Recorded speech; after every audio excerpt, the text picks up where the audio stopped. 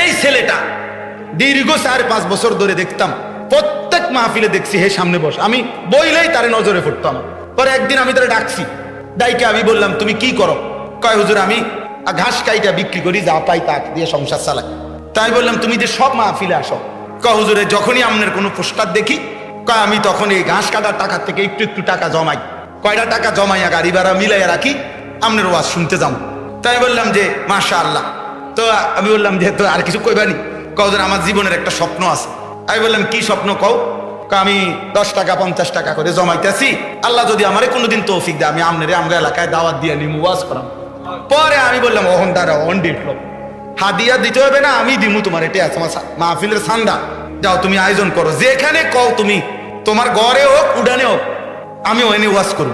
আশ্চর্য, তার দাওয়াতে আমি গেছি মাহফিলে, গিয়ে দেখছি ওই গ্রামের মানে ওই উপজেলার সবচেয়ে বড় কলেজ হাই স্কুল মাঠ, যেটা বিশাল মাঠ, এই মাঠে এই ছেলে মাহফিল মানে আয়োজন করছে। আমি গিয়ে দেখি একেবারে যদি কম হয় মানুষ 15-20 হাজার, স্টেজে যদি একেবারে না হয় হুজুর 300-400 হুজুর হইব, হুজুর বড় বড় হুজুর সব, খেলাফত মজলিসের যিনি কেন্দ্রীয় আমির উনি বসা পাশে।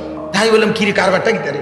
হুজুরের কইছি তো আমার আইয়া এলাকা আমার আর ধরতেও দিছে না, সব আলেম ওলামা পাবলিক মিল্লা এই মাহফিলটা এত বড় বানাই ফেলছে। তাইলে দোস্ত একজন শ্রোতাকেও মানুষ দেখতে দেখতে চিনে।